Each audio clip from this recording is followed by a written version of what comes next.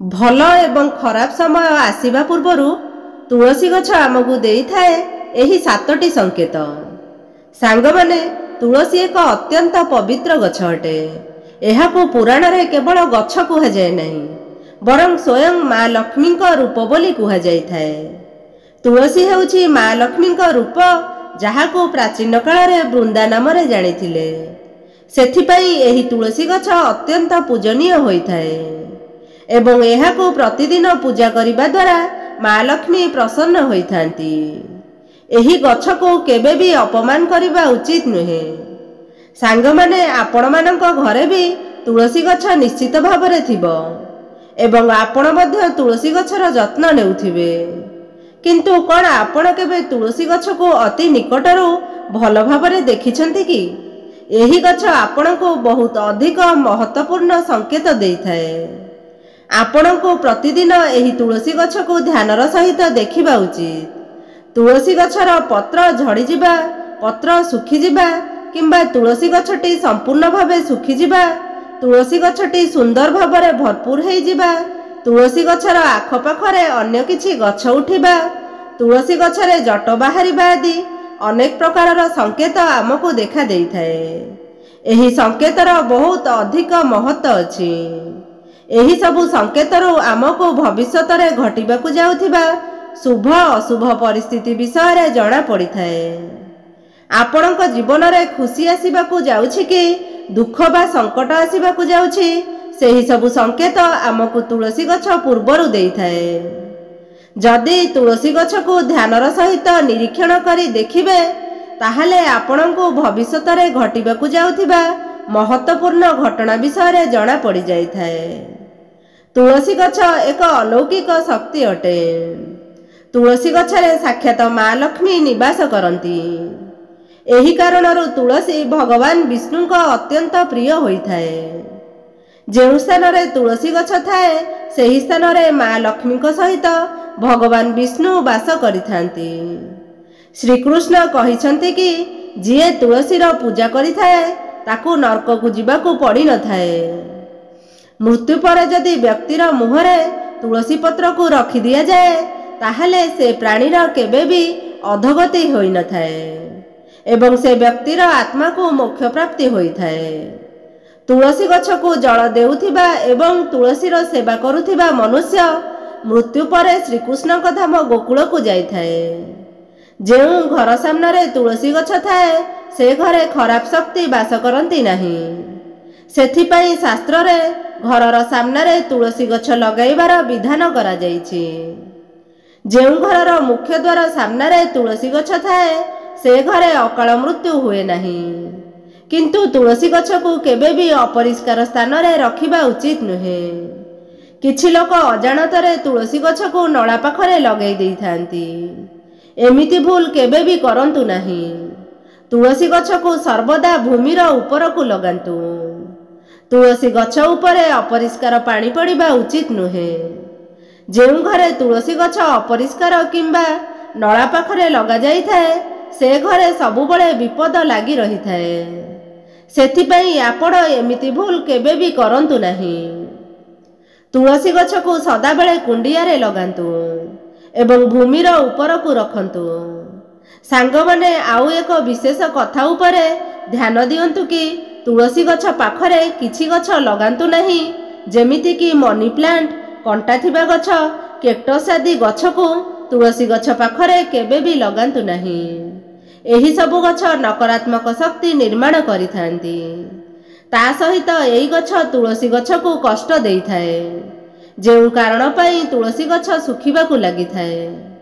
सांग माने भगवान श्रीकृष्ण कहिछंती कि जेउ घरर लोक नित्य तुलसी गछ को पूजा करिथांती से घरे केबे शोक हुए नाही।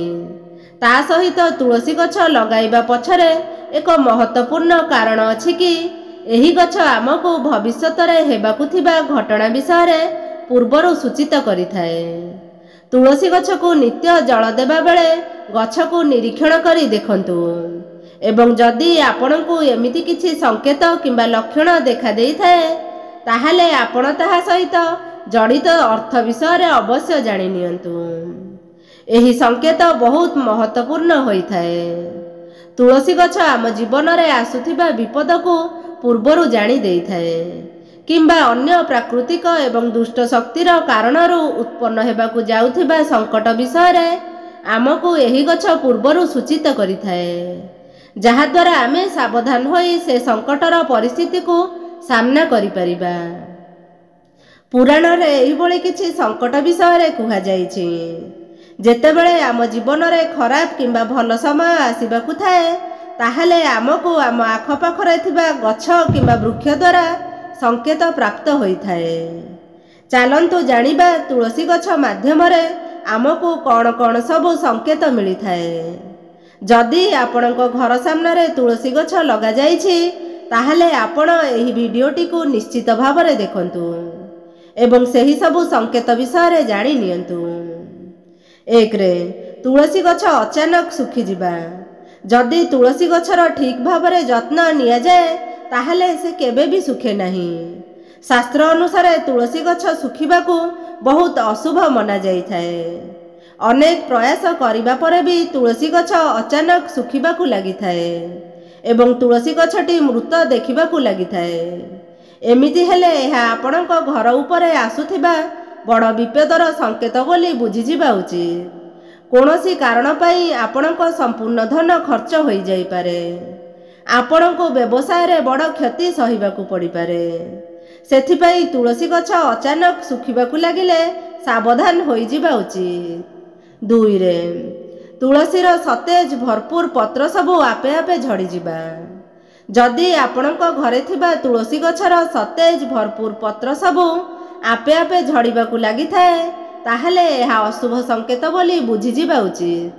ଯଦି ପତ୍ର ହଳଦିଆ ହୋଇ ପବନର କାରଣ ପାଇଁ ଝଡ଼ିଥାଏ, ଏହା ପ୍ରାକୃତିକ ଅଟେ।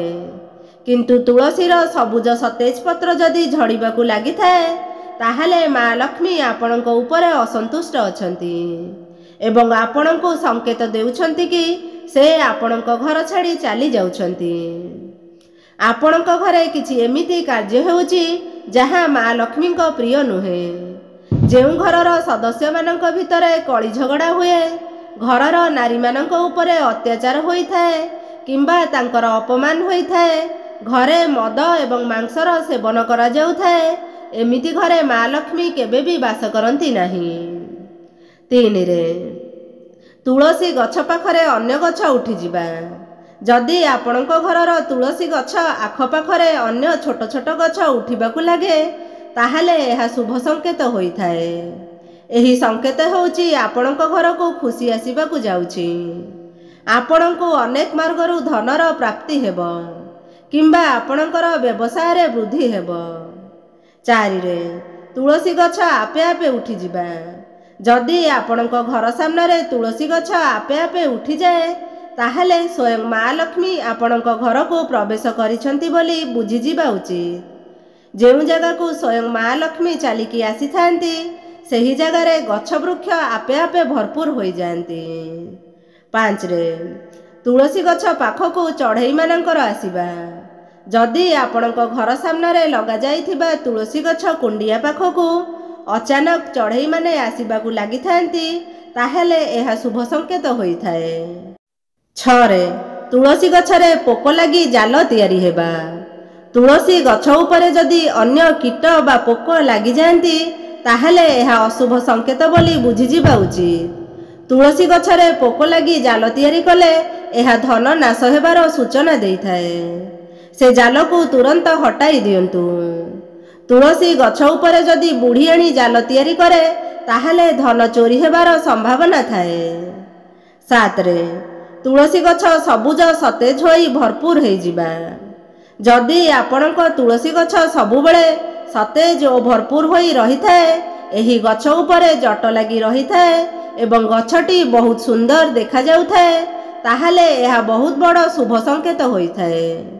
ତୁଳସୀ ଗଛ ଯେତେ ସୁନ୍ଦର ଏବଂ ଭରପୁର ଦେଖାଯିବ, ସେହିଭଳି ଆପଣଙ୍କ ପରିବାରରେ ସର୍ବଦା ସୁଖ ସମୃଦ୍ଧି ରହିଥିବ। ଘରର ବାହାରେ ଲାଗିଥିବା ତୁଳସୀ ଗଛକୁ ଦେଖି ଆପଣ ଅନୁମାନ କରିପାରିବେ କି ସେ ଘରର ବାତାବରଣ କିପରି ଅଛି। ଯଦି ଘରର ବାତାବରଣ ପବିତ୍ର ଅଛି, ଘରେ ଭଲ ସଂସ୍କାରର ଲୋକ ରହୁଛନ୍ତି, ତାହେଲେ ସେମାନଙ୍କର ତୁଳସୀ ଗଛ ସର୍ବଦା ଭରପୁର ହୋଇ ରହିବ। ସାଙ୍ଗମାନେ, ଯଦି ଆପଣଙ୍କ ଘରେ ତୁଳସୀ ଗଛ ଅଛି, ତାହେଲେ ଆପଣ ଗଛଟିର ଭଲ ଭାବରେ ଯତ୍ନ ନିଅନ୍ତୁ। ତୁଳସୀ ମା ଆପଣଙ୍କୁ ସୁଖ ସମୃଦ୍ଧି ଏବଂ ଐଶ୍ୱର୍ଯ୍ୟ ପ୍ରଦାନ କରିବେ। ଆଜିର ଭିଡ଼ିଓଟି ଯଦି ଆପଣମାନଙ୍କୁ ଭଲ ଲାଗିବ, ମୋତେ କମେଣ୍ଟ ମାଧ୍ୟମରେ ନିଶ୍ଚିତ ଜଣାଇବେ। ଭିଡ଼ିଓଟିକୁ ଲାଇକ୍ କରିବେ, ଚ୍ୟାନେଲକୁ ସବସ୍କ୍ରାଇବ୍ କରିବେ। ପାଖରେ ଥିବା ବେଲ୍ ଆଇକନ୍ଟିକୁ ନିଶ୍ଚିତ ଭାବରେ ଦବାଇ ଦେବେ, ଯାହାଦ୍ୱାରା ନୂତନ ଭିଡ଼ିଓ ଆସିଲେ ଆପଣଙ୍କ ପାଖରେ ସର୍ବପ୍ରଥମେ ପହଞ୍ଚି ପାରିବ। ଜୟ ଜଗନ୍ନାଥ।